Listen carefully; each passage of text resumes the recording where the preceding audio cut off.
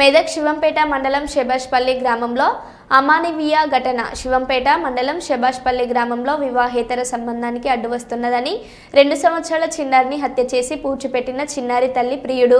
గ్రామానికి చెందిన ప్రియుడు ఫయాజ్తో కలిసి తల్లి మమత గ్రామ శివార్లో వాగు దగ్గర పూడ్చిపెట్టారు. పాపను హత్య చేసి పూడ్చిపెట్టినట్టు పోలీసుల విచారణలో అంగీకరించిన తల్లి మమత చిన్నారి డెడ్ బాడీ కోసం పూడ్చిన స్థలంలో తవ్వి వెలికి తీసిన పోలీసులు.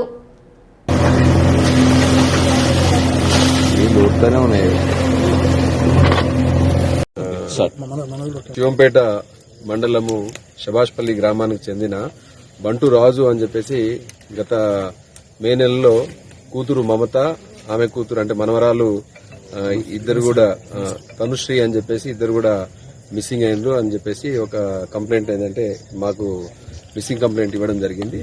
దాని మీద మేము లోతుగా విచారణ చేసినాం. అప్పటి నుంచి విచారణ చేస్తుంటే ఇదే గ్రామానికి శభాష్పల్లి గ్రామానికి చెందిన ఫయాజ్ అనే వ్యక్తితోటి ఈ అమ్మాయికి పెళ్లయి రాయపోలు గ్రామము సిద్దిపేట కమిషనరేట్ పరిధిలోని రాయపోలు గ్రామానికి చెందిన వ్యక్తితో పెళ్లి కావడం వల్ల అక్కడి నుంచి కూడా గత మార్చ్ నెలలో అక్కడి నుంచి కూడా ఈ ఫయాజ్ అని శభాష్పల్లి గ్రామానికి చెందిన ఈ వ్యక్తితోటి ఆమె ఎలోప్ అయింది.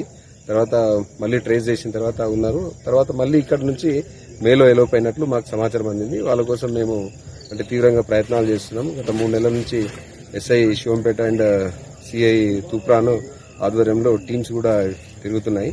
సో ఇందులో భాగంగా మాకేంటంటే గుంటూరు నర్సరావుపేట ఆ ఏరియాలో ఉన్నారని చెప్పేసి మాకు సాంకేతిక ఆధారాలతోటి మాకు తెలవడంతో మేము వాళ్ళని ట్రేస్ చేసి తీసుకొని వచ్చినాము.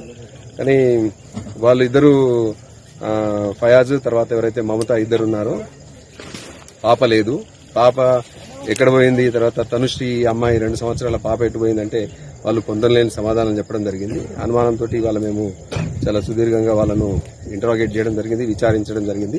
ఆ విచారణలో భాగంగా ఇద్దరు కూడా ఏంటంటే అమ్మాయిని తమకు అడ్డు ఉందని చెప్పేసి, అమ్మాయి జ్వరంతో ఉండడంతో అడ్డు ఉందని చెప్పేసి గత జూన్ 7th నాడు 7వ తారీఖు నాడు ఇక్కడికి పాపతో పాటు వస్తూ ఆమెను హత్య చేసినారు. తర్వాత గొంతు నిలిమి హత్య చేసి ఇక్కడనే శభాష్పల్లి ఈ ఏదైతే పొలాల్లో ఈ వాడుక పక్కన ఒక గుంత తీసి దాంట్లో కూర్చడం జరిగిందని చెప్పడంతో ఇవాళ మేము మొత్తం పోలీస్ టీమ్స్, తర్వాత మెడికల్ ఎక్స్పర్ట్స్, డాక్టర్స్, తర్వాత తహసీల్దార్ గారు, శివంపేట తహసీల్దార్ గారు ఆధ్వర్యంలో ఇవాళ దీని శవాన్ని మేము వెలికి తీయడం జరిగింది. గత 3 నెలల నుంచి ఉండడం వల్ల, గత 2 నెలల నుంచి విపరీతంగా వర్షాలు పడడం వల్ల శవం పూర్తిగా కూలిపోయిన పరిస్థితిలో ఉంది. ఇది కేవలం ఏంటంటే తమకు పాప అడ్డు వస్తుంది, తమ సంబంధానికి అడ్డు వస్తుంది, పాపను తొలగించుకుంటే తమ సంబంధము కొనసాగించుకోవచ్చు అన్న ఉద్దేశంతో వీళ్ళు హత్య చేసినట్లుంది. ఇంకా కూడా మేము దీంట్లో ఇంకా వీరికి ఇంకెవరైనా సహకారం చేసినారా, ఎటు పోయినారు, ఎక్కడ పోయినారు అని చెప్పి పూర్తి అంటే మేము దీంట్లో లోతైన విచారణ జరపడం జరుగుతుంది.